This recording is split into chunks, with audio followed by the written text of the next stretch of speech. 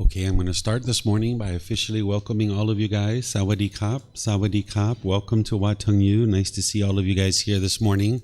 Today is our third day of a course that I've been teaching here called The Foundation and the Path to Enlightenment. I realize that some of you guys are here maybe just for the morning or just for meditation. You guys are welcome to come and go as you please. We have these regular classes on Sunday, Wednesday, and Saturday, and then there's certain times where I'm teaching various courses and retreats. And as we do, rather than cancel the regular Wednesday classes, we just let people come on in and join for whatever portion of the morning or the whole day that they would like to. You guys are welcome to stay for as short or as long as you would like. I'd like to welcome all of you guys that are here and all of you guys that are online joining as well. Welcome to everyone. We start our class with a meditation where I'll guide you guys in Breathing Mindfulness Meditation. This is something that I taught in this course as a foundational teaching yesterday, and we've been doing this throughout the course in the morning and the afternoons. So we'll just invite you guys to join us for guided breathing mindfulness meditation. This is one of the primary trainings that the Buddha used in order to get to enlightenment. But you need much more than meditation itself. You need other teachings as well. You can't just meditate your way to enlightenment. You would need meditation, but there's other things you need to learn as well. So after our meditation, I'm going to be sharing some teachings on what's called the three poisons. This is where you learn about the three high-level problems that are in the unenlightened mind and why it's experiencing feelings like sadness, anger, frustration, irritation, annoyance, guilt, shame, fear, boredom, loneliness, shyness, resentment, jealousy, displeasure. All of these discontent feelings are being caused by things that are inside the mind. And when you understand what this is and you understand the solutions, you can actually uproot these from the mind and get to this enlightened mental state. The enlightened mental state, the mind will be peaceful, calm, serene, and content with joy. It no longer experiences any of those discontent feelings. The mind will be focused, concentrated, have clarity of mind, and deep memory. You'll notice that your personal, professional relationships will really blossom. You won't even be in a bad mood anymore by the time you uproot these pollutions out of the mind and train it to move to this enlightened mental state. So after we meditate, I'm going to be sharing with you guys the three poisons. We also refer to them as the three unwholesome roots or the three fires. And then as part of that, not only are you understanding the problem of why your mind is experiencing these feelings, but you can also understand the solutions. And everything that the Buddha taught, there's no belief in his teachings. You're not believing a bunch of things and then hoping that something good happens when you die. Instead, you're learning teachings now, you're reflecting on them to independently verify that they're true, and then you're practicing his teachings in order to train the mind and transform the mind. And because you're learning now, reflecting now, and practicing now, you see the results now in this life. You'll see the mind becoming more peaceful and more joyful as you're learning and practicing the teachings. So if you'd like to join for meditation, we usually do this either in the seated, lying, standing, or walking positions. There's 4 positions that the Buddha taught. And this afternoon, I'm going to be teaching the walking meditation. So those of you guys that are here for the course, you guys will learn that. And if anybody else would like to come for the course, you're welcome to do that as well and learn the walking meditation this afternoon after lunch. So the meditation that I'm sharing with you, the breathing mindfulness meditation, oftentimes people are starting to do this in the seated position when they're first learning, but there is the lying, standing, and walking positions as well. In the seated position, usually sitting on the floor in a chair, you're welcome to get a chair if you'd like. You're never interested in being in any pain. If you're noticing pain in the body, you can just shift the position, or you can move to another position like lying or standing or something like that. In the seated position, if you're on the floor, usually sit with your legs lightly crossed to allow the circulation to flow. Some people like to put their mat underneath of their rear. Some people like to put their legs off the mat. This helps to get the hips up in the air and lessens the angle at the hips, the knees, and the ankles. Then the Buddha put his right hand over his left with his thumbs together, and he put this into his lap. But this practice isn't about everybody doing it exactly the same way. So you need to find what's comfortable for you. And there's other options here besides what the Buddha did. But if this works, you could use it. There's other options like putting your palms on your thighs or your knees, putting your palms up. Some people like to just rest their hands in their lap. So whatever's comfortable for your lower body and hands and arms, just make yourself comfortable. And if you're in a chair, people will often put their feet flat on the floor or cross at the ankles. And then again, just resting your hands and arms wherever you're comfortable. The upper body should be erect. This keeps the mind attentive and alert during the meditation. It also helps you to breathe into the lungs with your sternum up and your shoulders back. So by having your upper body erect, it keeps the mind attentive and alert during the meditation. Whereas if you were slouched, the mind would have a tendency to be dull or lethargic. But if you were real rigid, the mind could be overactive or uptight. The way that we start our meditation is I ease into meditation with some chanting, and there's these laminated sheets that I see a lot of you guys have. They're over here on the table. You're welcome to get the laminated sheets. These are the daily chants that we do. It's in the Pali language, which is the original source language of the teachings of the Buddha. During the lifetime of the Buddha, they used chanting as a way to commit the teachings to memory, and because he taught orally. And when he was teaching orally, every 2 weeks, they would come together and they would chant his teachings word for word for word as a way to commit them to memory. So these chants, there's nothing mystical or magical about them. They're not a rite or ritual or a ceremony or worship. It's not a prayer, anything like that. There's none of those types of things that are in the original teachings of the Buddha. Even if you've been traveling around and looking at different places that teach Buddhism, if you see rites, rituals, ceremonies, or worship or prayer or things like this isn't actually part of the teachings of the Buddha. The chants are there, yeah, sir. They're on that table there. She's helping you get some there. The chants are in the Pali language, as I mentioned, but you'll see the English translations there as well. If you read the English translations, you'll notice that there's a lot of gratitude and respect and admiration for the Buddha in these chants.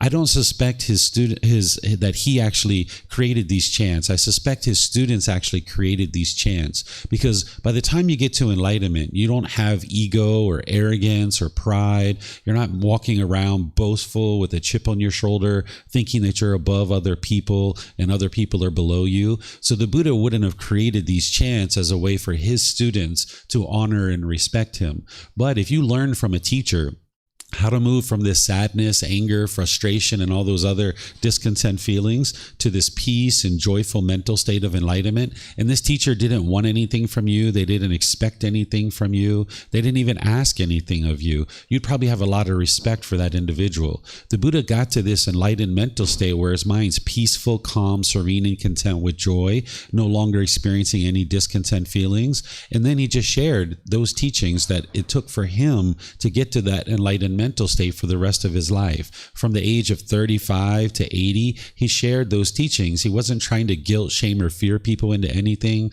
He didn't have rules or commandments. He wasn't trying to convince anybody of anything or force anybody to do anything. He was just helping people understood what it took for him to get to that enlightened mental state. So if they were interested in experiencing it themselves, they could then experience it. So these chants most likely were not even created by the Buddha, but instead by his students, either during his life or after his death. So I'm going to start by easing into the meditation with the chanting. Then you'll hear me giving some guidance during the meditation, which will help you to learn how to meditate. Then there's going to be a period of time where we'll just all be meditating together. Those of you here, those of you guys online, will just all be meditating together. And then after that, we'll come out of the meditation with some more chanting. And that's where I'll move into the discussion to help you guys understand the 3 poisons or the 3 unwholesome roots and the 3 fires of what's causing these discontent feelings, and then how to uproot them and eliminate them from the mind. So again, if you'd like to join for meditation, you're welcome to, and you're welcome to chant along. If you're not going to chant, you might decide to just close your eyes and just breathe in through the nose and out through the nose, and then I'll be back with some guidance after the chanting.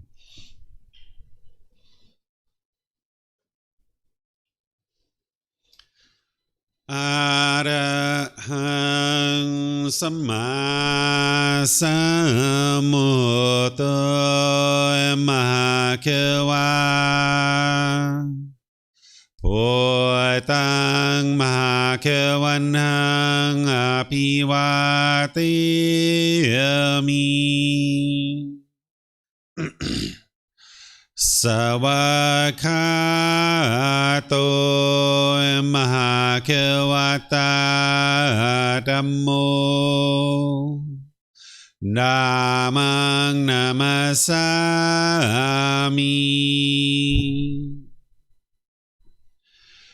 สุปฏิปันโนมหาเขวะโต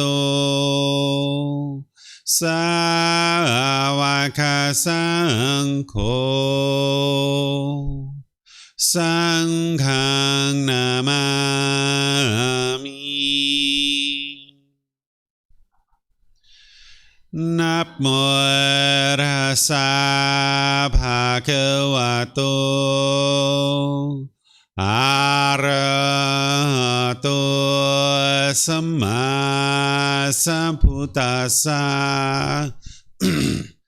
นับโมตัสสะภะคะวะโต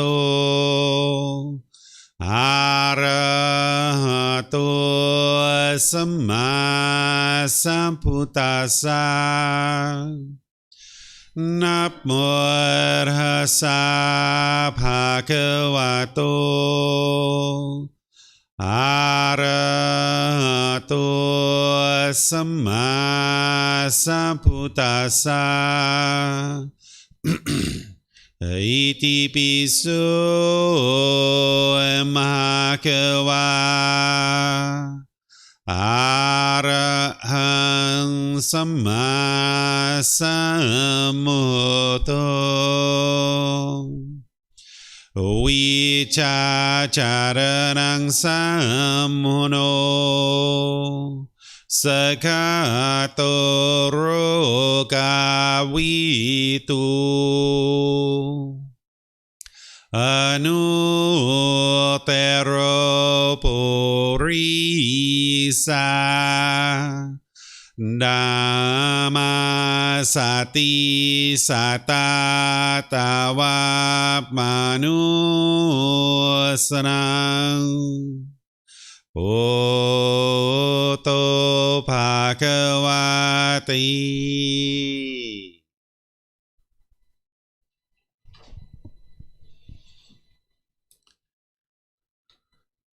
Okay, with the lower body and hands and arms comfortable, and the upper body erect, just close the eyes and start breathing in through the nose and out through the nose. Here you're just looking to establish the breath. A nice, natural, steady, consistent breath. Not forced or controlled, just a gradual inhale through the nose, experiencing the full breath. And then, whenever you're ready, exhale out through the nose. Breathing in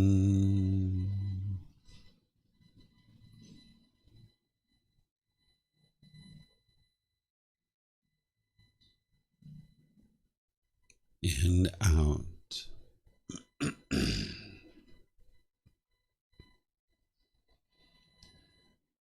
Breathing in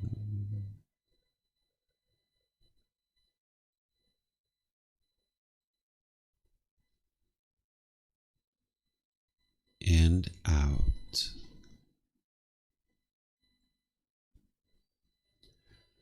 Your breath may not match up with the guidance that I'm providing, and that's okay. This is your practice. I'm just here for guidance. You can use this voice as a reminder that whenever you get to your next inhale, breathe in gradually through the nose, developing a nice, natural, steady, consistent breath. And then, whenever you're ready, exhale out through the nose, experiencing the full breath. Breathing in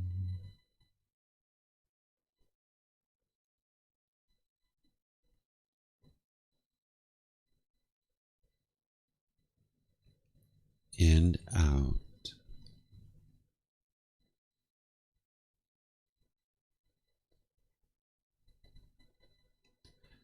Breathing in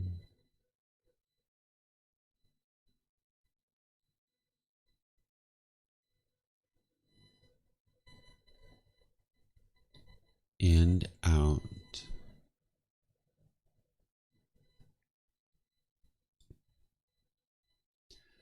With the breath well established, start fixating the mind on the breath, either the sound of the breath coming into the nose or the sensation of air moving over the skin into the nose. The breath is the present moment. Fixate the mind on the breath, the present moment. Breathing in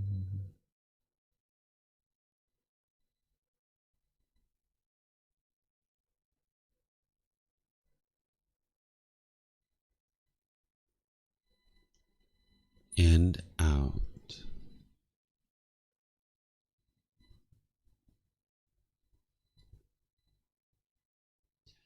Breathing in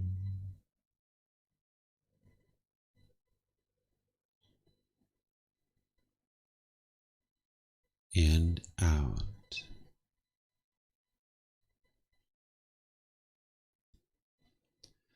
With the mind fixated on the breath, whenever you notice that it moves off the breath, cut that off, let it go, and come back to the breath, the present moment. No need to observe the thought, label it, judge it, analyze it, or even try to figure out where it's coming from.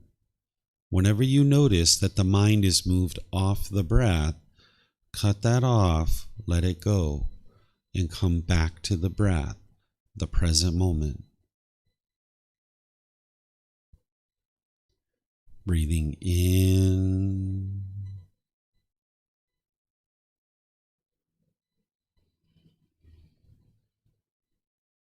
and out.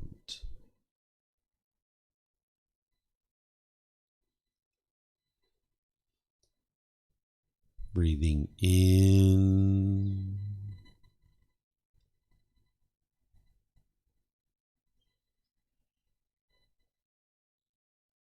and out.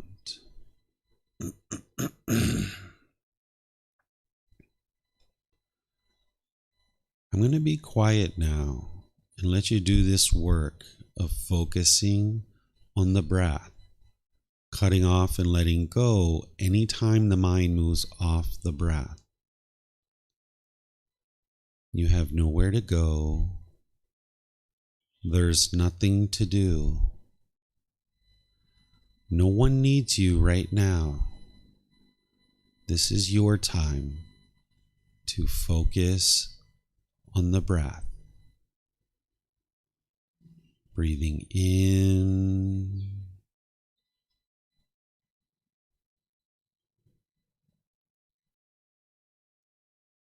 and out.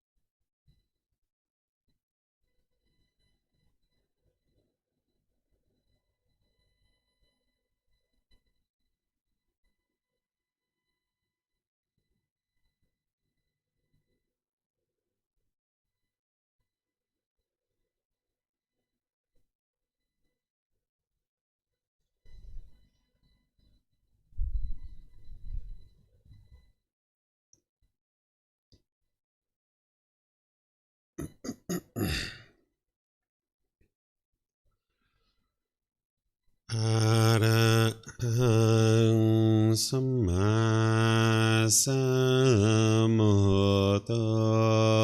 Mahakawa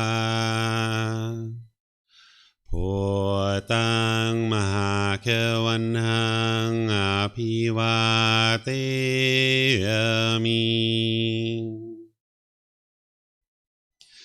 Savakhato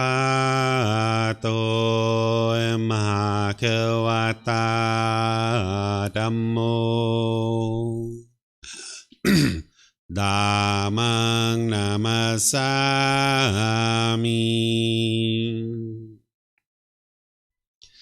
Supatipano Mahakavato Savaka Sangho Sanghang Namami Namo Tassa Bhagavato Arahato Samma Sambuddhassa Namo Tassa Bhagavato Arahato Samma Sambuddhassa Namo Tassa Bhagavato Arahato Samma Sambuddhassa Iti piso Mahakawa Arahang Samma Sambuddho Vicacaranang Sammuno Sakhato Rokavito Anutero Purisa Dhamma Sati Satatawa Manusanang Bhoto Bhagavati.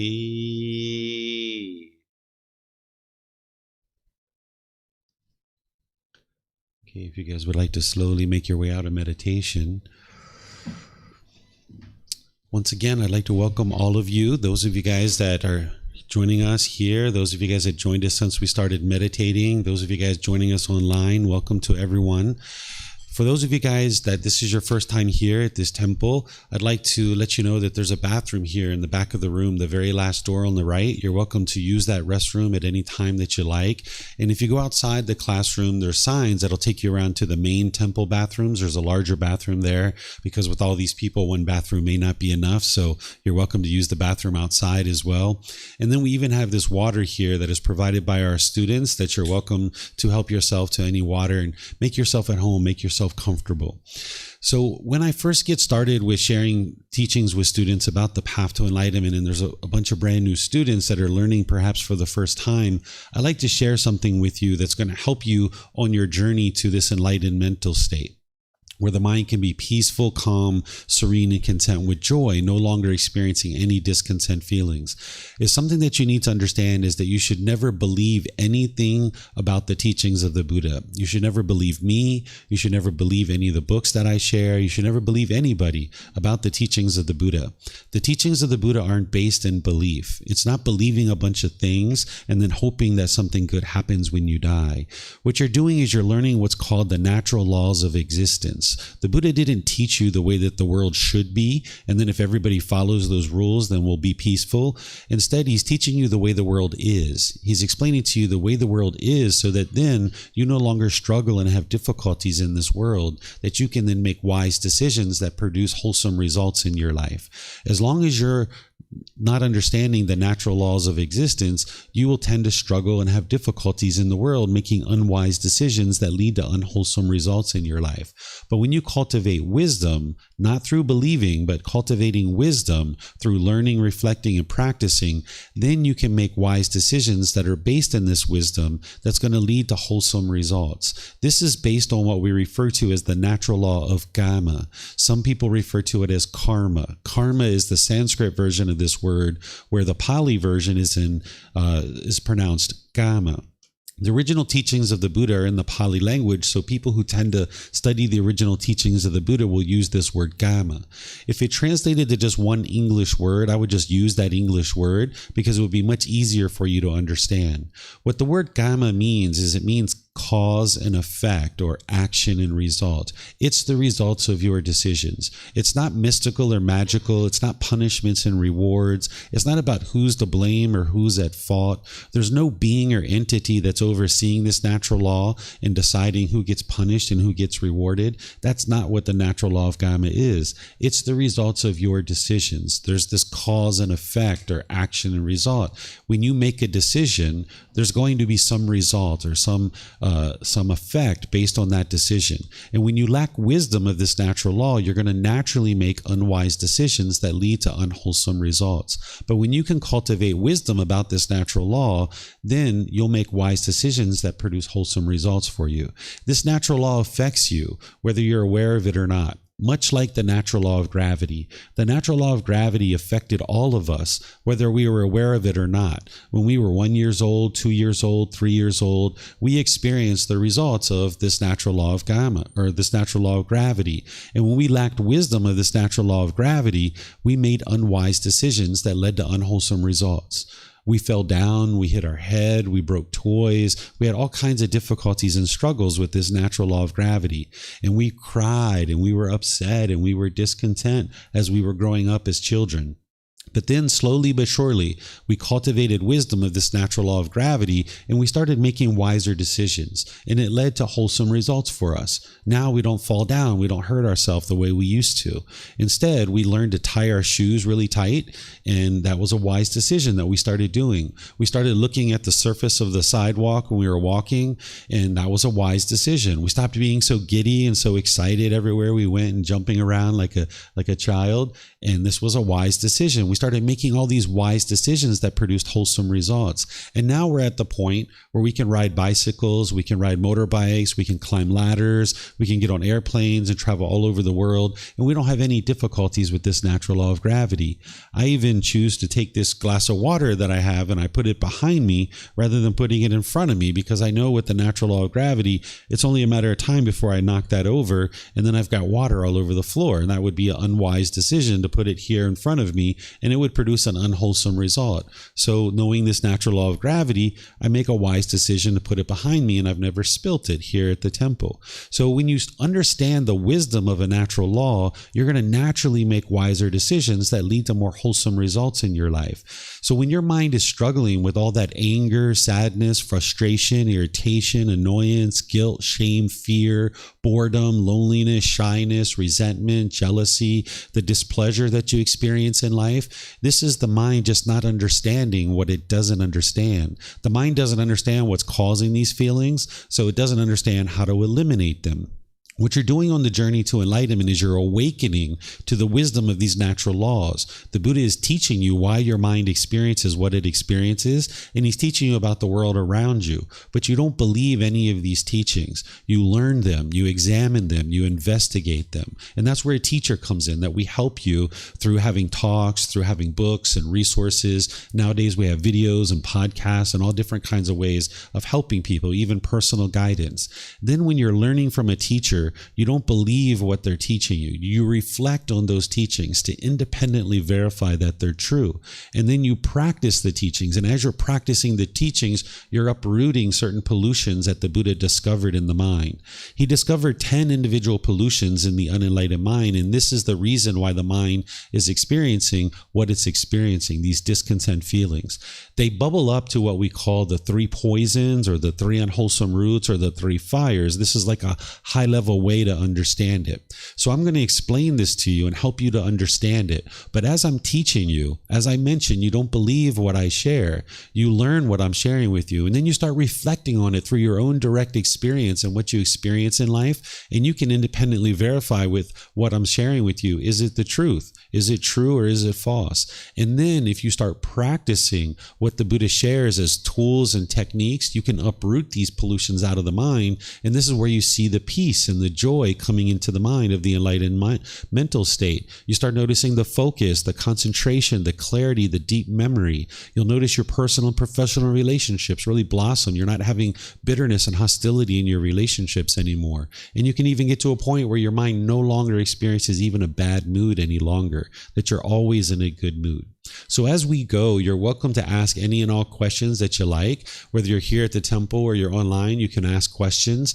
If you're here at the temple and you like to ask questions, we have a bunch of microphones here. That way, if you use the microphone, the people online will be able to hear you. And we'll also be able to hear you here at the temple as well. We have 6 of them, so you can pass them around, and you can even keep it with you once you receive one, so that then if anybody near you needs one, you can just share it with other people. There's a gray switch on the front. If you just press that switch, wait for the lights to come on. It takes about a second or so. And then if you hold it up to your chin, we'll be able to hear you here. And then if you can just turn it off when you're done so we don't get any feedback or anything like that. And for those of you guys online, whether you're in Facebook, YouTube, or Zoom, you can ask questions by putting that into the comment section. I'll be able to see that here. And if you're in Zoom, you can even electronically raise your hand and then open up your microphone, and we'll be able to hear you here at the temple. So this topic of the 3 poisons or the 3 unwholesome roots or the 3 fires, we refer to this as craving, anger, and ignorance, but there's other ways to refer to it as well. First, let me explain to you what they are from a high level. Then we're going to go into more detail in explaining to you what these 3 poisons are.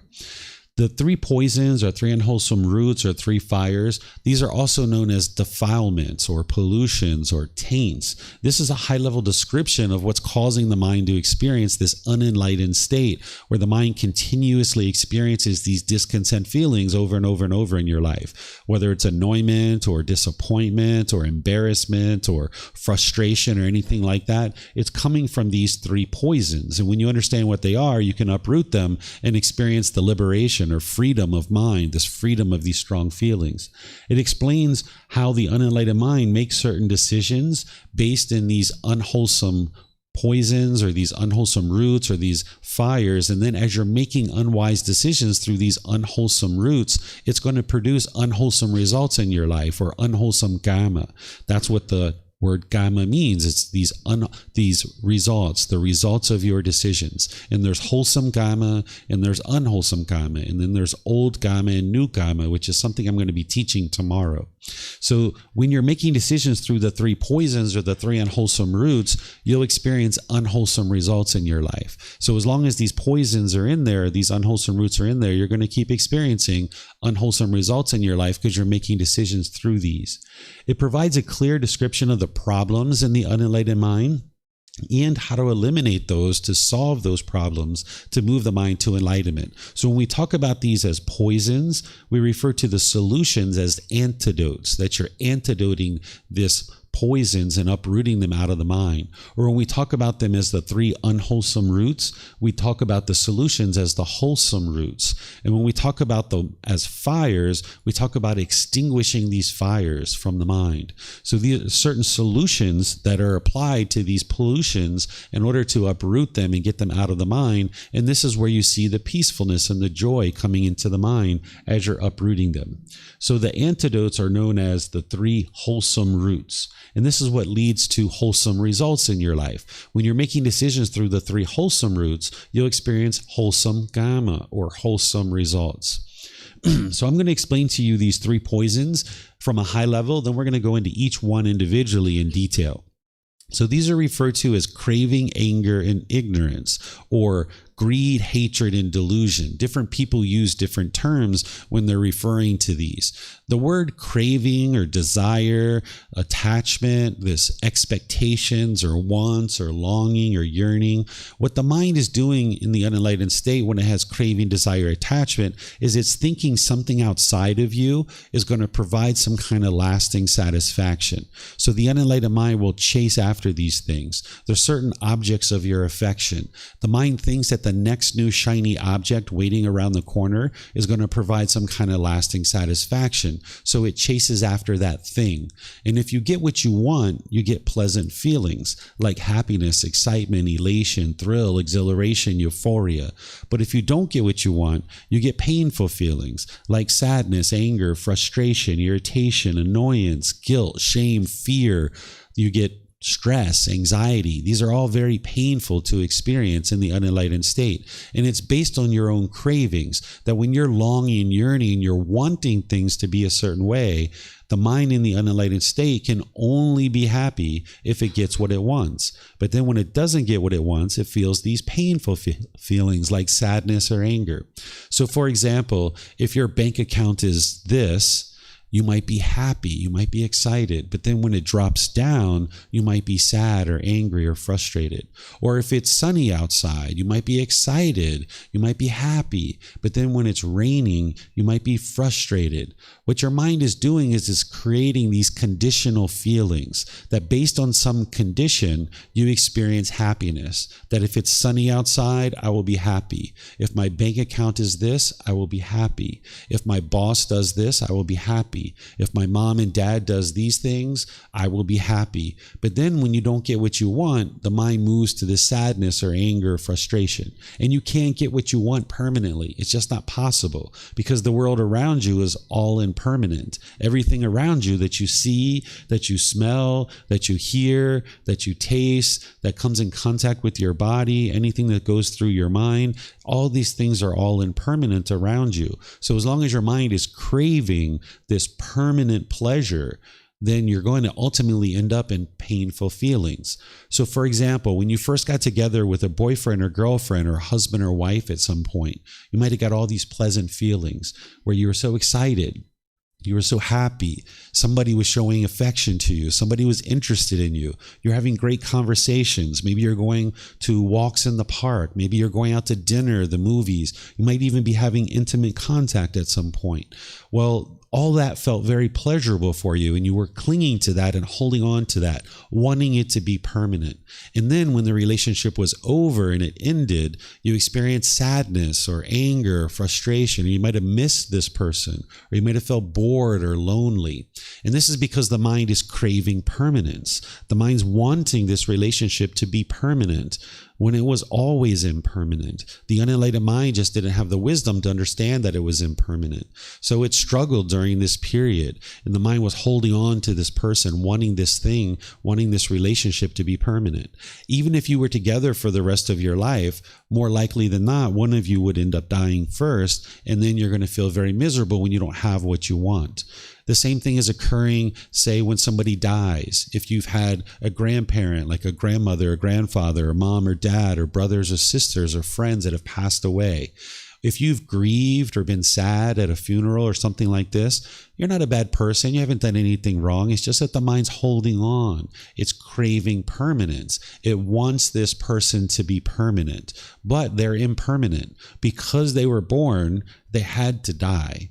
There's no way around that. Everybody has to die. But when the mind is clinging and craving and holding on, wanting this being to be permanent, it will experience these painful feelings when it's not getting what it wants, which is grandma or grandpa to be permanent. Or if you've ever been at a wedding and you grieved at a wedding, or people around you were grieving, this is because the mind's holding on, wanting this relationship to be permanent. And now when you're in this ceremony, this is a symbol of this person going off into the world with somebody else other than you, and now you're confronted with that impermanence that the mind doesn't understand, and now the mind grieves and has sadness. And you can experience the same thing if you've ever been dropped off at university, or you've ever dropped your children off at university and you were sad or frustrated or otherwise feeling lonely or bored when your parents left. This is because the mind's craving permanence, wanting something to be permanent when this relationship is impermanent. You're going to sometimes be in each other's life, and sometimes you're going to be away. Another example is if you have a car and you got this car and it's a brand new car and you got all these pleasant feelings due to this new car, and then you park it at a store and you come outside and you see a scratch on your car. Maybe if you get frustrated or angry, you're irritated, you're annoyed, or some other discontent feeling in that situation. If you're experiencing any of those discontent feelings, it's not the scratch that's causing those discontent feelings. And it's not the person who caused the scratch. This is what the unenlightened mind will typically think. It'll blame somebody else for your anger. But what's really causing the anger and the sadness or frustration or annoyment or any other discontent feeling is this craving, desire, attachment. The mind is wanting this car to be permanently beautiful. And then when it doesn't get what it wants, it gets angry or frustrated. We're not talking about what would be wise or unwise, because it'd be wonderful if nobody ever scratched your car. But that's not the world that you live in. You live in an impermanent world where everything around you is impermanent. This car is going to get a scratch. It's just a matter of time. Or the paint's going to fade. Or the upholstery is going to get ripped or faded or something like this. You're going to need to change the tires and the window washers. This is all impermanence. But if the mind's craving for this car to be permanent, when all this impermanence is experienced with this car, this automobile, then you're going to experience the frustration and the anger and all these other discontent feelings. So this is essentially the mind going up and down due to this craving, desire, attachment, this longing and yearning. Then when the mind is getting what it wants based on its cravings, it'll get those pleasant feelings. But when it doesn't get what it wants, it gets this anger. That's this next poison, this anger, this hatred, this ill will. This will arise in the mind, and this is very painful for the mind to experience. This is where the mind can become bitter and harsh and hostile, having animosity towards other beings. The unenlightened mind is misunderstanding what the true problem is. The unenlightened mind doesn't realize what's truly causing its anger is inside your own mind. It's your craving, desire, attachment that's causing that. But the unenlightened mind falsely believes that this anger is being caused by something external. So what you will typically do is you'll push people away out of your life, or you'll push the situation out of your life, and you'll think that this is going to solve the problem. And this is from misunderstanding what the true problem is. And you know that this doesn't solve the problem, because when you push people out of your life, or you push the situation out of your life, you just get angry or annoyed or frustrated about something else. If that was the real problem, and that was the real cause of the problem, when you push that person or you push that situation out of your life, you wouldn't get angry anymore. You wouldn't get frustrated. You would have solved your problem because you pushed that person out of your life, and now you've solved the problem. But that's not the problem, and that's why you keep getting angry or irritated or frustrated over and over and over again. When you also misunderstand the problem, you will falsely attribute those painful feelings of anger to something external, and you might become bitter and harsh and hostile towards your family or your friends or your coworkers or your neighbors or other people like this. Through your intentions, your speech, and your actions, you'll become bitter and harsh and hostile, almost feeling justified in your anger, and that almost like this person deserves it. The mind is trying to fear this person into doing things your way, because the mind thinks if I can just get things done my way, then I'll get those cravings fulfilled. I'll get my pleasant feelings. But when this person isn't doing things my way, I don't get my pleasant feelings. So let me be bitter and harsh and hostile and see if I can get what I want here. Or the third thing that'll happen is you'll put your expectations on people. You'll try to pressure them or force them to do things your way. You'll have these expectations. And in all of these situations, you can't live harmoniously harmoniously with all beings. There's a fewer and fewer and fewer number of people that you can spend time with. You might notice as you age that there's less and less and less and less people that you can spend time with, because your expectations are growing and growing and growing of what you want from people and what you want people to do. That's what the craving, desire, attachment is. It's these wants and expectations. And as your expectations are growing, the number of people you can spend time with becomes fewer and fewer, because it's only a matter of time before somebody doesn't do what you want them to do. And you might push them away. You might be bitter and harsh and hostile with them, or you might put your expectations on people and try to control them. Now, again, you're not a bad person. You haven't done anything wrong. Everybody who has ever been born is unenlightened. It's just that the mind doesn't understand what it doesn't understand. So it keeps doing this, and it keeps being stuck in this continuous cycle of pushing people away, being bitter, harsh, and hostile, and putting expectations on people. Where all this is coming from is this third pollution, or this third poison, or this third unwholesome root of ignorance, or the unknowing of true reality. The unenlightened mind lacks wisdom. It just doesn't understand what it doesn't understand. And because of its lack of wisdom, that it's truly craving that's causing this anger to arise, it will continue to push people away, be bitter, harsh, and hostile, and put your expectations on people. So that's why I teach you to not believe what I say, because you need to transform this ignorance, or this unknowing of true reality, this lack of wisdom, this misunderstanding, this confusion. You need to transform that by arising wisdom.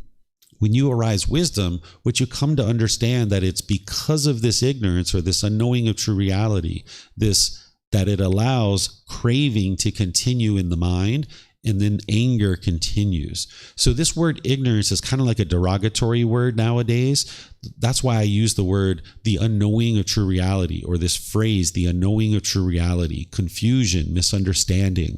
This is what the unenlightened mind has, that it'll typically blame other people for the feelings that you're experiencing. So when you arise wisdom of these natural laws, you can understand that it's craving that is causing all your discontent feelings, and you can eradicate them, you can uproot them from the mind. But as long as this unknowing of true reality, this lack of wisdom, or this misunderstanding or confusion exists in the mind, where the mind doesn't understand these natural laws, you'll continue to have craving, and you'll continue to get angry for the rest of your life. But when you can understand these natural laws, not believing them, but learning, reflecting, and practicing, you can uproot these poisons from the mind, and then you can get to liberation, where your mind's peaceful and joyful for the rest of your life. You'll never again experience any of these discontent feelings. It's physically impossible for an enlightened being to become angry or frustrated or sad or any of these other discontent feelings. It's just not possible to feel guilt or shame or fear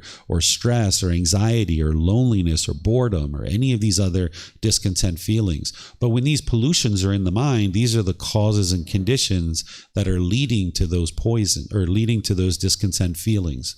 So now what I'm going to do, after I've described this as a high level, I'm now going to describe each one in more detail and giving you more information about them. And then I'm going to be explaining the solutions of how to eradicate these from the mind. Some of the examples that I've already given, you've probably started being able to see that, yes, your mind has these poisons there. And if you can directly reflect on this, again, not believing what I share, but starting to see through your own direct experience that, yes, your mind has these, then you can actually start applying these antidotes and these remedies and actually fix this and get to the point where your mind is experiencing more and more peace and more joy. It's through gradual training, gradual practice, and gradual progress that your mind experiences more and more improvement. One of the biggest myths about the life story of the Buddha is that people think he sat under a tree, he meditated, and he instantly got to enlightenment. This isn't actually true. It was gradual training, gradual practice, and gradual progress. If you go back to the original teachings of the Buddha, he says very clearly that it wasn't instantaneous that he got to enlightenment, that it was this gradual training, gradual practice, and gradual progress. And you know that to be true because anything you've ever done in life has been the same, whether it's learning how to read and write or speak English, whether it's some job or occupation that you do. It's been gradual training, gradual practice, and gradual progress that you've been able to make any kind of progress in your life about anything. You haven't instantaneously done or learned anything in your life. It's been gradual training, gradual practice, and gradual progress. So this path to enlightenment is the same way that you gradually wear away these poisons or these unwholesome roots or these fires. So this first one of craving, desire, attachment, again, it's this longing, this yearning, this chasing after the objects of your affection, thinking the next new shiny object waiting around the corner is going to provide some lasting satisfaction. The mind thinks something outside of you is going to provide some kind of lasting fulfillment, make you feel whole, make you feel complete. So you chase after it. Whether it's a brand new pair of shoes and you're in the mall and you see this new pair of shoes and you're like, oh yes, new pair of shoes. Yes. I gotta have those shoes. And then you go into the store, and if they have your shoes, you get happy, you get excited. But if they don't have your size, you get frustrated, you get angry, you get irritated perhaps, right? If you have any kind of craving. Or there's this job, there's this perfect job you have in your mind. You want this particular job. It's the perfect location, the perfect salary, the perfect title. You like the mission of the company. The coworkers are amazing. And you chase after this job thinking that this job is going to provide some kind of lasting satisfaction. And maybe you get the job and you get so happy and you get so excited. But then as you work at this job for 3 years, 5 years, however long, eventually maybe the company goes out of business or they downsize or otherwise you lose your job. Maybe they're moving to a different location and you can't move to that location. And now you feel angry or frustrated. Sometimes these discontent feelings are separated so far away from the different situations that you're experiencing that you don't necessarily recognize that it was your craving that was causing this. Because you craved the job 3 years ago and you got so excited based on the condition that you have this job, now 3 years later, when that condition changed because of impermanence, this job is not permanent. Now when it changed 3 years later and you're angry or sad or frustrated, you don't understand and relate it that it was from this situation 3 years earlier where you had a craving, desire, attachment. This is where a Buddha comes in to be able to identify what's going on in the mind and be able to explain it to you. A Buddha figures this out on their own, and then they dedicate the rest of their life to sharing their independently discovered teachings to help countless people get to enlightenment. And then they preserve their teachings in such a way that countless more people can get to enlightenment after their death. So sometimes your craving is happening 3 years prior to the actual painful feelings, that because you chased after that job rather than pursue it as a goal, as an objective or an interest and just gradually work towards it, the mind was chasing and thinking that this external thing is going to provide some lasting satisfaction. You don't realize 3 years later when you're in those painful feelings that it was from what you were doing 3 years earlier. Or if you might have chased a boyfriend or a girlfriend or a husband or wife and thought that this person was going to make you feel whole and make you feel complete. When you first got together, you got pleasant feelings and you felt justified in that chase or acquiring this new thing. And then a year later, 2 years later, 5 years later, 10 years later, whatever it was, when you guys broke up and you felt those painful feelings, you didn't realize what it was your mind was holding on to this person, wanting them to be permanent, when in reality they are impermanent.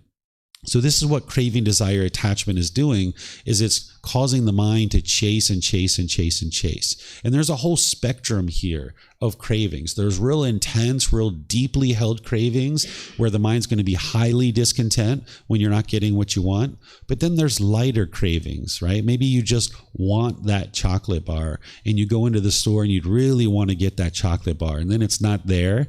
And you get agitated or annoyed. So as long as you have longing and yearning and you're wanting something external to complete you, you'll experience these discontent feelings. So this is craving, desire, attachment. We also refer to it as wants or expectations or grasping or holding. So rather than chasing things, you learn how to pursue things as a goal or objective or interest. Because not only would you not be peaceful and joyful if you were chasing, but you also wouldn't be peaceful and joyful if you were indifferent too, like in terms of a career, right? If you were chasing a career, putting a lot of pressure on yourself to do certain things, you can only be happy if you get what you want. But over here, if you never did anything for your career, you never did anything to improve your life, you're not going to be peaceful and joyful there either. So you need to come to the middle where you can be pursuing things as a goal, as an objective or interest, without craving and without indifference. And that's where the mind needs to learn how to do that, because it doesn't know how to do that in the unenlightened state. So these tools and techniques that the Buddha shares with you helps you to eliminate this craving, this desires, these attachments where your mind's not chasing, and you can pursue things as a goal, objective, or interest. The first one is called Breathing Mindfulness Meditation. This is what we just did this morning together, where you're focused on the breath, and when the mind moves off the breath, you cut that off and let it go and bring the mind back to the breath. The goal of this meditation isn't to eliminate your thoughts. So if you were in meditation and you had a bombardment of thoughts, this is very normal when you're first getting started. Or you might have had a thought and you indulged in that thought for a period of time, and then 2 or 3 minutes down the road, you realized, oh yeah, that's right, I'm meditating. Let me bring my mind back to the breath. This is very normal when you're first getting started. You're not bad at meditation. Again, you haven't done anything wrong. It's just the mind being untrained or undisciplined. So this breathing mindfulness meditation, if you're regularly exercising the mind this way, where you're focused on the breath, and anytime the mind moves off the breath, you cut that off and let it go, you're disciplining your mind. You're controlling the mind. You're learning how to restrain the mind and pull it back.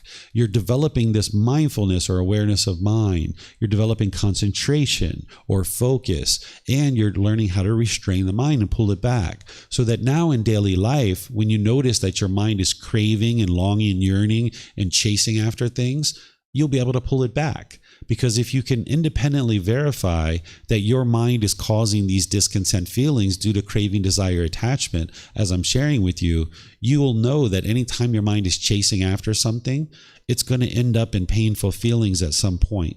It's only a matter of time. So whenever you see your mind longing, yearning, and chasing something, you can restrain it and pull it back if you've been training your mind this way in meditation. So we train the mind with breathing mindfulness meditation 2 or 3 times a day for 30 minutes or more. Now, right now, that might sound like a lot for you, depending on what's going on in your life. But typically, there's a lot of unbeneficial things that you're doing in life that if you cleared those things out of your life, you could slowly build up to that type of frequency of 2 or 3 meditations for 30 minutes or more. It sometimes takes 6 months, a year, even 2 years to build up to that type of schedule and frequency. So by exercising the mind in that level of frequency, you'll get to the point where your mind's well trained and well disciplined, and you can notice when your mind's craving and longing and yearning, and you'll be able to cut that off in daily life. So in meditation, we're cutting off anything and everything that comes up because you're just training the mind. But in daily life, you're just cutting off these unwholesome thoughts that come up in the mind. It's just like a pole vaulter, like a professional athlete, that they train in the gym in one way, doing weight training, agility training, cardiovascular training, but their professional sport looks very different than what they do in the gym. Same thing is true as you're exercising your mind in one way, cutting off everything and anything. But then when you go out into the world, you're only cutting off the unwholesome thoughts that are coming up in your mind. If you have wholesome thoughts, like you'd like to take your mom to lunch or dinner or something like that, go forward. There's no reason to cut that off. If that's what you would like to do, then make that decision and do it. So the breathing mindfulness meditation is giving you this mindfulness or awareness of mind, this concentration, the ability to restrain your mind. The next thing that you would like to develop in order to eliminate the craving, desire, attachment is a practice of generosity. This is the giving of sharing of more than is strictly required in any given situation, without any expectation of anything in return, not wanting anything back. Because with craving, desire, attachment in your mind, the mind will become quite selfish. You won't be interested to share. My food, my clothes, my money, my boyfriend, my girlfriend, my parents, my car, my house, everything's mine, mine, mine, mine, mine, mine, mine. But when you're practicing these teachings, you start learning this interconnectivity among all beings, and you can start learning how to give and share without any expectation of anything in return, where you're not wanting anything from anybody. And this will train your mind to let go. So you can share your time, your effort, your energy, your resources. You can share this with other people and learn how to train your mind to let go. And this will help you to eliminate craving, desire, attachment. Do you guys have any questions on anything I've been sharing so far? Remember, you have the microphones here if you guys could use those. And those of you guys online, you can put that into Facebook, YouTube, or Zoom. Or in Zoom, you can raise your hand electronically and ask any questions that you like. Any questions?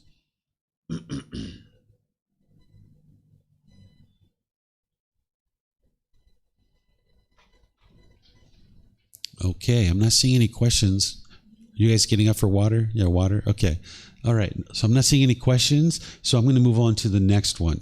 So remember, this craving is the longing and yearning. It's not the object itself. It's not the car that is the craving. It's not the boyfriend or girlfriend. It's how the mind longs and yearns for it. And if it gets what it wants, it gets those pleasant feelings. If it doesn't get what it wants, it moves to these painful feelings. And one of those painful feelings is the anger. This is the bitterness, the hostility, the aggression. This is what happens in the mind when it's not getting what it wants. It has this animosity, and it will typically push the person away, or it'll push the situation away. And the mind thinks that that solves the problem, but it doesn't. And you can see that because your mind just gets agitated or annoyed about something else.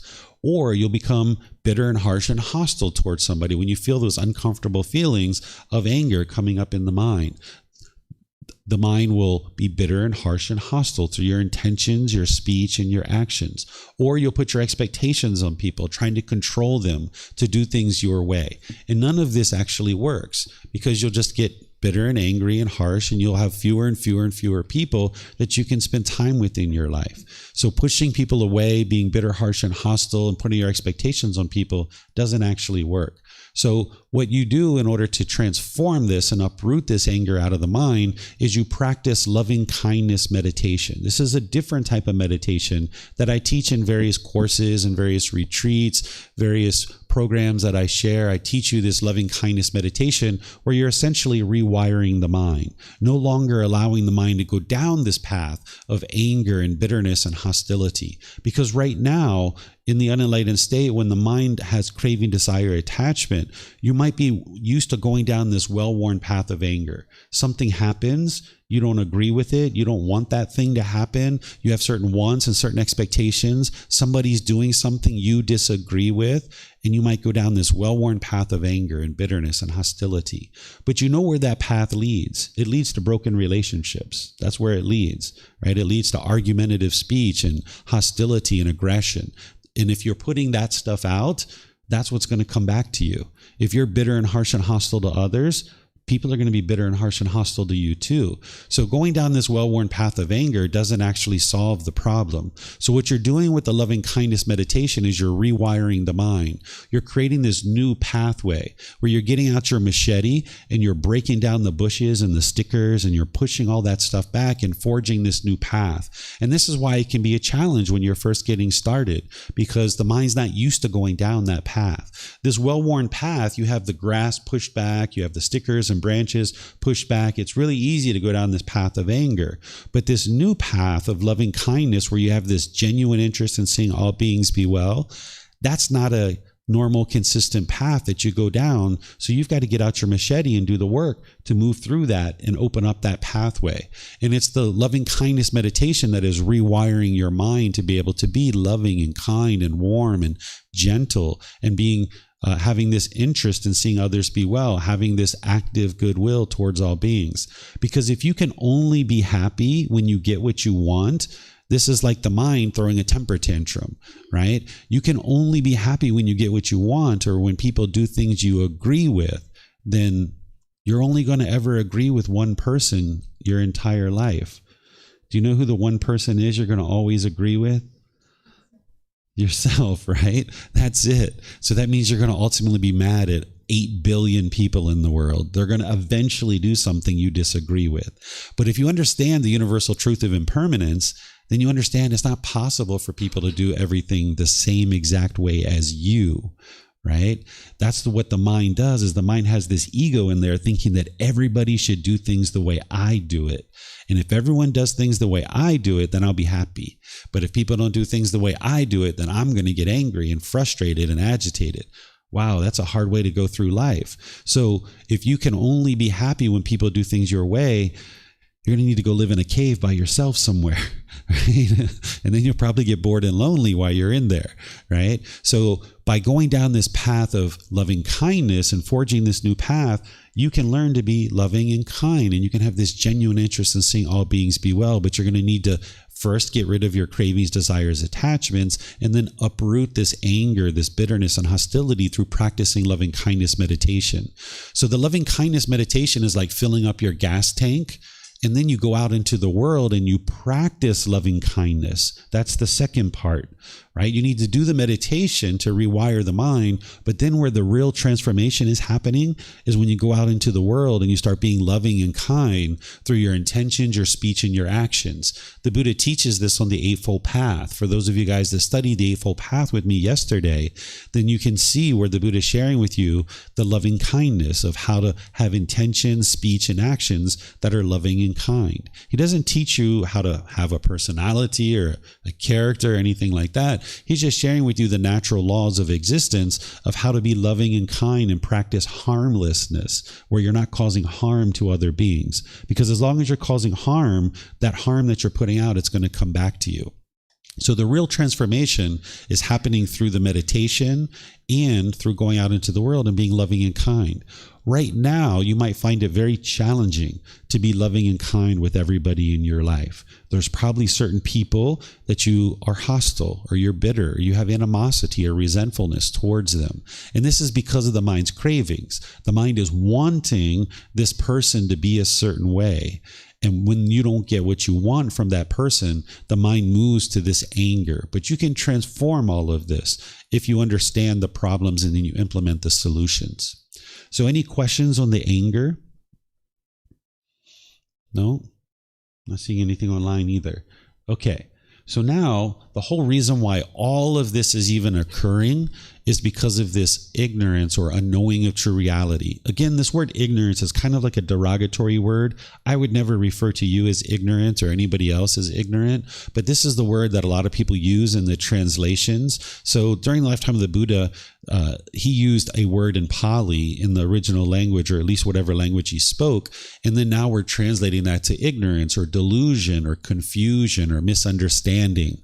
But a Buddha and an enlightened being doesn't speak in derogatory and demeaning ways. They're not going to talk down to people. So this is why I use the phrase, the unknowing of true reality, or confusion or misunderstanding. The unenlightened mind just doesn't understand what it doesn't understand. It lacks wisdom. It doesn't understand that the craving is causing its discontent feelings. The unenlightened mind doesn't realize that you are causing your own discontent feelings. We will typically blame other people in the unenlightened state for the anger that you're experiencing. And as long as you keep blaming other people, you're not looking at the real problem and the real source and the real cause of the problem. And this is why it just continues over and over and over again. But when you can understand that your mind has this lack of wisdom, this confusion, this misunderstanding, then it's a matter of cultivating wisdom about what's truly going on in the mind and in the world around you. And now you can transform the mind. But if you stay in this unknowing of true reality where you lack wisdom, you'll continue to experience the problems over and over again. So that's why I encourage people not to believe anything that I teach you, anything I write in books, or anything that you learn about the teachings of the Buddha, because with belief, you don't know what's true or false. You're just believing it because somebody told you to believe it, so you just believe it, right? But if you can learn something, you can investigate it, you can examine it, then you can reflect on it to independently verify whether it's true or false. And then you can practice it and start uprooting these pollutions out of the mind, and you see your mind becoming more peaceful and joyful. then you'll know that this is the truth. Because there's certain situations where you get angry, you get frustrated, you get agitated and annoyed. And as you're training in these teachings, you'll be able to see that same situation you're in. You don't get angry anymore. You don't get frustrated. You don't get annoyed or agitated at all. So you'll see the improvement to the condition of your mind. And this comes through cultivating wisdom. That's what transforms the mind away from this unknowing of true reality. You're going to need wisdom on these different teachings. The 3 universal truths, the 4 noble truths, the Eightfold Path, the 5 precepts, the Brahma Viharas, this natural law of karma, of cause and effect, or action and result, the 7 factors of enlightenment, extensive meditation training, and how to eliminate the 10 fetters. These are the core central teachings of the Buddha, where he's essentially bringing the understanding of these natural laws down to a common language that anybody and everybody can understand. And he's taking this human psychology of what's going on in the mind, and he's bringing it down to something that you can understand and you can practice and you can experience the results. He didn't teach rules and commandments. He didn't teach rites and rituals and ceremonies or worship. It's not a religion that he taught. It's not one person at the top disseminating a bunch of things and then everybody has to follow what that person says. Instead, you're on your own independent journey to enlightenment. And a teacher is like a tour guide, pointing out to you the various resources and the various learning that you're going to need in order to get to this enlightened mental state. But each individual student is doing the work to learn and cultivate wisdom and develop their mind.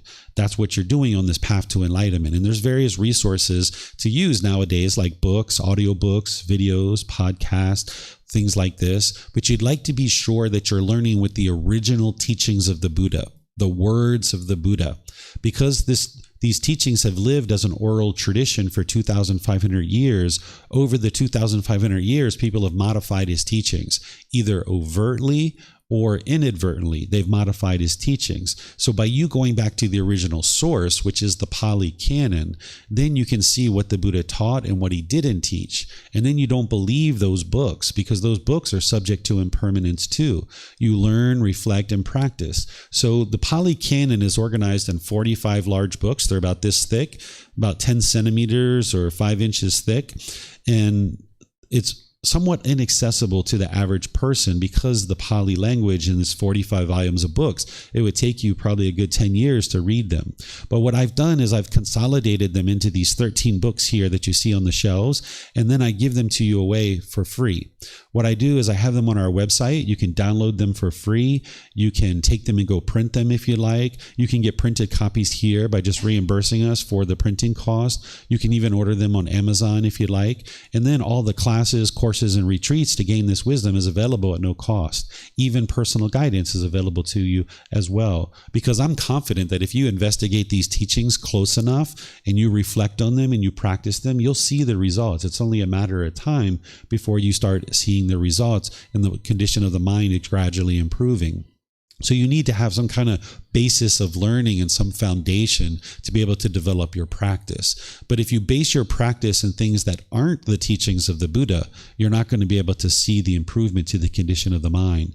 And with so many changes and modifications that people have made over the years, it would be unwise to just believe teachings. Belief, you don't know what's true or false. You need to be able to learn, reflect, and practice and get to the truth. And it's the Pali Canon, or the original source teachings, now translated into English in a consolidated form that will help you to be able to learn and practice the teachings. And then you can take various courses and classes and retreats to be able to help you to learn this.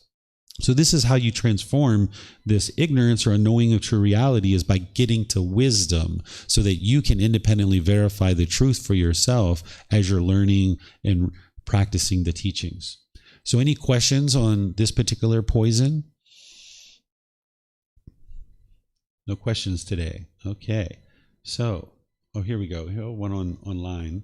Looks like Amina's asking a question. Let's see what she says.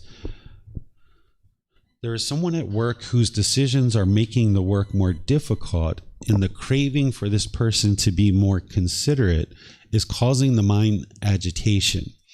While fully understanding that the attachment is the culprit, the mind remains uneasy with this person, and meditation is not helping so far, but will not give up.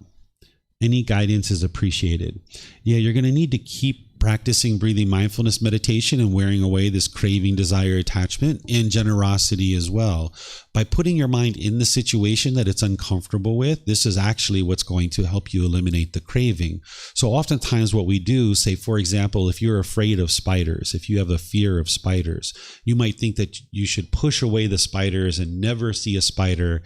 And then whenever you see a spider, you're going to get scared, or you're going to get fearful. This doesn't actually solve the problem, because you can't go through life without ever seeing another spider, another snake, or something like this. So what you do is you work on the breathing mindfulness meditation and generosity to gradually wear away your cravings, desires, attachments. But then you put the mind in the situation that it doesn't want to be in. You look at pictures of spiders like in a magazine or on the internet. And then you go to maybe some museums that have spiders that are preserved and look at them. And then you go to an environment where spiders are actually alive and walking around. You need to desensitize the mind, realizing that there's no harm that's going to come to you. Because you're not causing harm to the spiders, there's no harm that's going to come to you. This is the natural law of karma. Whereas if you were causing harm to the spiders, then the spiders are going to try to harm you. So you need to put the mind in the situation that it doesn't want to be in and train it to be comfortable and joyful and content looking at spiders, for example.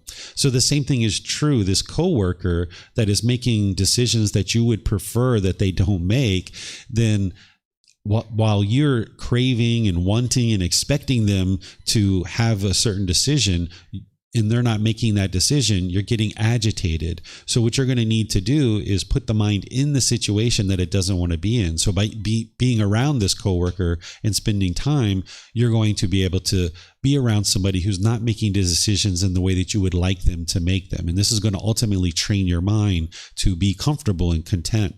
What we tend to think what we should do is we should teach this coworker to do things our way. And that's what's going to eliminate the agitation. And the mind will oftentimes want to go out into the world and teach other people to do things your way. And you think that that's how to get to peacefulness. But the problem is that there's 8 billion people in the world, and you can't train 8 billion people to do things your way. So all you can do is train your mind to let go of its craving, its desire, wanting things to be a certain way. Now, sure, if you or other coworkers would like to sit down with this person at some point and maybe have a conversation with them and ask them why they're making the decisions this way and try to understand why they're making decisions in that way. Oftentimes, just understanding why they're making decisions, you can come to a better understanding, and then that can free up the craving of wanting them to make it in the way that you would make that decision. But also in that same conversation, this other person might learn some information that changes their decision. But that's not going to eliminate your discontentedness. What the mind is wanting here is someone to make a decision in a certain way. But still, that doesn't mean you shouldn't sit down with them, have a conversation to understand why they're making those decisions, and then also even sharing with them some other options that they might consider. But then you need to step back and let this person make the decisions that they're going to make, training your mind to eliminate any wants or expectations that they would do it your way. That's what's going to eliminate your agitation.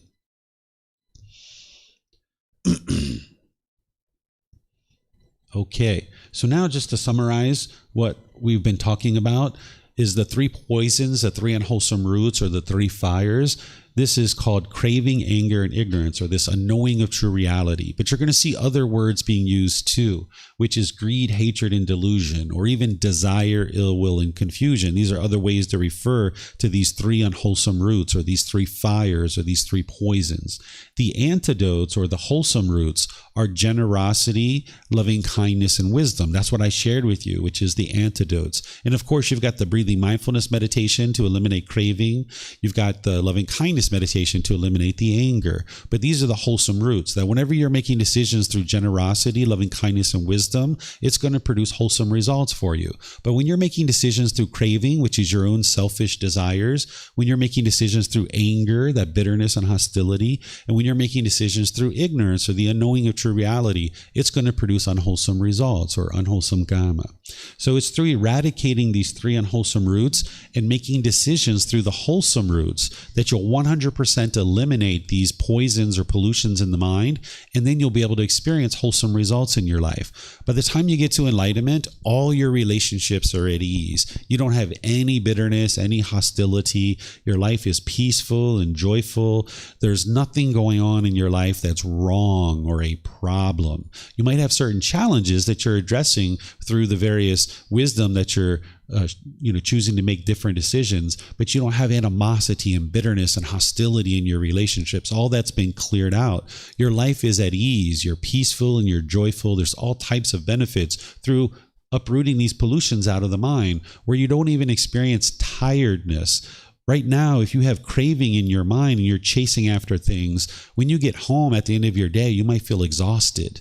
You might feel like you have bricks on your shoulders or bricks on your feet. You might feel completely exhausted. If you get everything that you want that day, it might have been a good day. But if you didn't get what you wanted, it might feel like a bad day. It was a hectic day. It was a horrible day. By the time you get to enlightenment, every day is a good day. Your mind's always in a good mood because you've uprooted these pollutions and they're no longer plaguing you and burdening you in this unenlightened state. So you can uproot these and eliminate all the discontentedness. You can eliminate all the unwholesome results that you're experiencing in life and get to the point where, yes, you'll experience sleepiness, but you won't be exhausted or tired at the end of your day. And an enlightened being doesn't experience exhaustion or tiredness. So this is everything that I have to share with you guys on this topic. What I'm going to do is take a little break here. It's 10:30, and I know some of you guys might have just been here for the morning, or maybe you were just here for meditation and you decided to stay a little bit longer for this talk. After our break, I'm going to be sharing with you guys what's called the 5 precepts. These are 5 impactful decisions that if you make them in wise ways, that it'll produce wholesome results for you, or wholesome karma. And if you make them in unwise ways, then it's going to produce unwholesome results or unwholesome karma. Some people think that the Buddha taught no killing, no stealing, no sexual misconduct, no lying, and no intoxicants. This isn't actually what the Buddha taught on this topic of the 5 precepts. I'm going to show you the original words of the Buddha that he taught about the 5 precepts, and I'm going to help you understand it and then apply it to your life. And what you're going to see is that there's this large gray area. It's not black and white. It's not rules. But what he's sharing with you is teachings that significantly reduce the unwholesome results that you experience in your life. So I'm going to share that with you after the break, and you guys are able to ask any and all questions that you like about that. So if you've learned the 5 precepts in other places and you learned it in the way that I just described it, you haven't yet studied the original words of the Buddha on the 5 precepts. He has much more illuminating language than no killing, no stealing, no sexual misconduct, no lying, and no intoxicants. So I'm going to be sharing that today when we get back from our break. Right now, it's basically about 10:30. Let's take a break up to 10:50, which is basically about 20 minutes from now. And I'm going to start with the 5 precepts. So if I see you guys after break, wonderful. If not, perhaps I'll see you guys in a future class. Have a very lovely and wonderful rest of your day. We'll see you next time. Sawadee khap. Sawadee khap. Sawadee khap.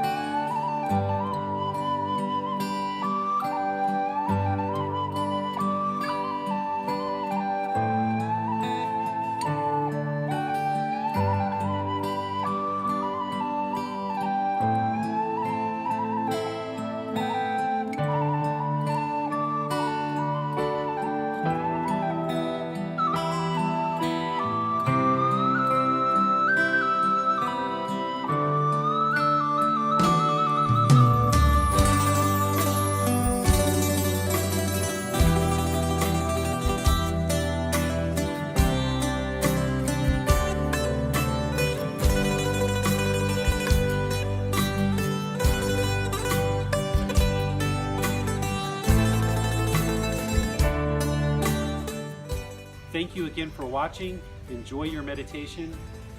Look forward to seeing you online and answering any questions that you might have. Thank you so much.